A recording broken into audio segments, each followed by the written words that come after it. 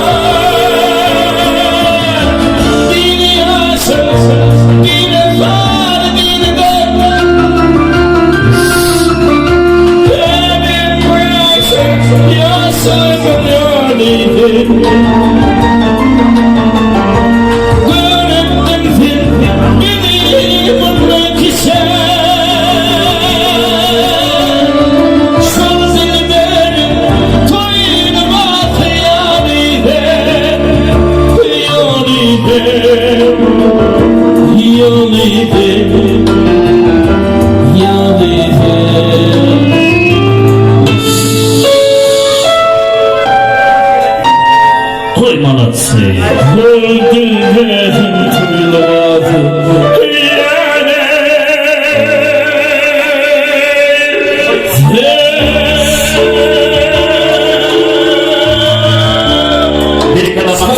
Спасибо. Спасибо, маэстро Павловна. Canım favortum toyladık doğru. Ama aydet tortumun kayışı yaşıyordu. Lezgaydımlarla devam ediyor.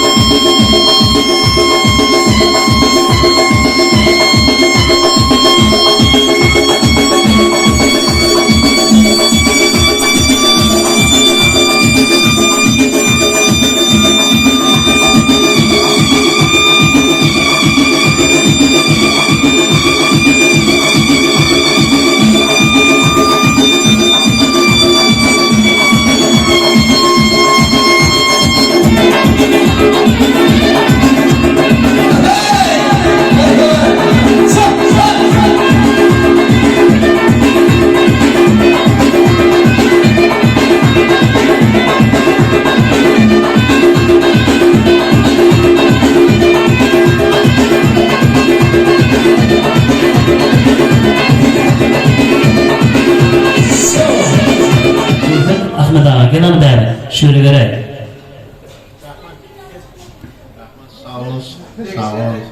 Şu doğulan çakalak benim ciğerim oladı. Ferzendim misafir. Şu ferzend köp yaşlara geçsin. Yani atasına bak versin, devlet versin. Onlarla ziyade olup, onlarla ulu yerlerini açıp oturmak hemmemizden nasip etsin. Türkmen halk, Özbek halk aslında hemmemiz bir halkımız, Müslümanımız, ata babalarımız vardı geldi babalar. Şu vakada hemmemiz bir ilan, bir halkta baytıran hemmemize diğerleriniz kutlayman kuda kalasa şu ferzendli işi bir yaşına gidiyen bilen çiğ yüreğimden tebrik ederim. Anırratım. Eline sunayım olun. Görce bu ordularına zaten. Kulak toylarına oturup nefret ettim. Sana doğrudan bir dediğim için. İnsanım! Gelme, gelme.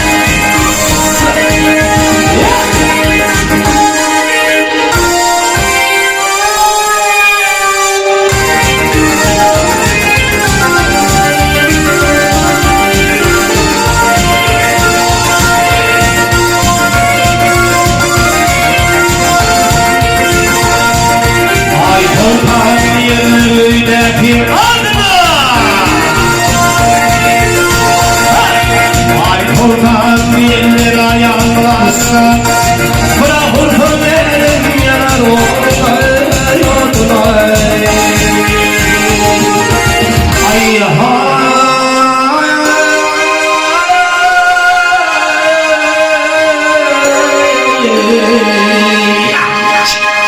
Son gelmedi kemileri yeter dağdım var.